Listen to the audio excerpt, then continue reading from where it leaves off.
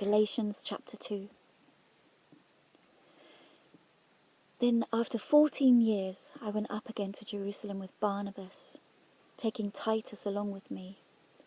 And I went up because of a revelation, and set before them, though privately before those who seemed influential, the gospel that I proclaimed among the Gentiles, in order to make sure I wasn't running or had not run in vain.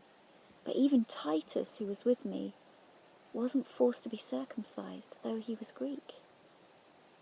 Yet because of false brothers secretly brought in, who slipped in to spy out our freedom that we have in Christ Jesus, so that they might bring us into slavery, to them we didn't yield in submission even for a moment, so that the truth of the gospel might be preserved for you.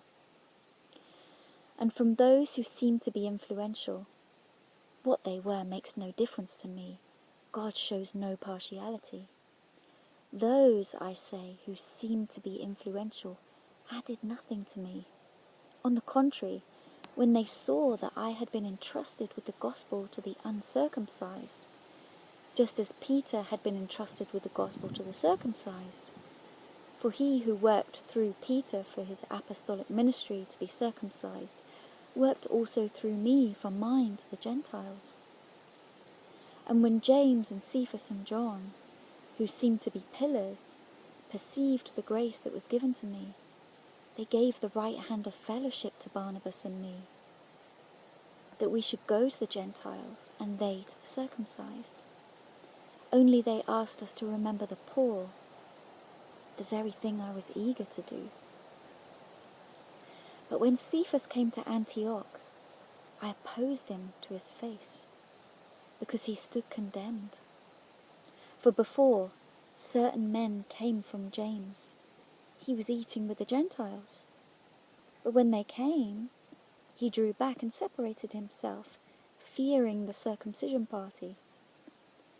And the rest of the Jews acted hypocritically along with him, so that even Barnabas was led astray by their hypocrisy.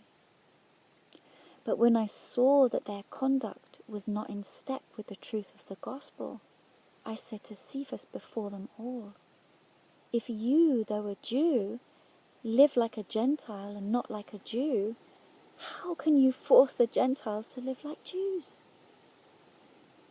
We ourselves are Jews by birth, and not Gentile sinners. Yet we know that a person is not justified by works of the law, but through faith in Jesus Christ. So we also have believed in Christ Jesus, in order to be justified by faith in Christ, and not by works of the law. Because by works of the law no one will be justified. But if in our endeavour to be justified in Christ, we too were found to be sinners, is Christ then a servant of sin? Certainly not. For if I rebuild what I tore down, I prove myself to be a transgressor. For through the law I died to the law, so that I might live to God. I've been crucified with Christ. It's no longer I who live, but Christ who lives in me. And the life I now live in the flesh, I live by faith in the Son of God, who loved me and gave himself for me. I don't nullify the grace of God, for if righteousness were through the law, then Christ died for no purpose.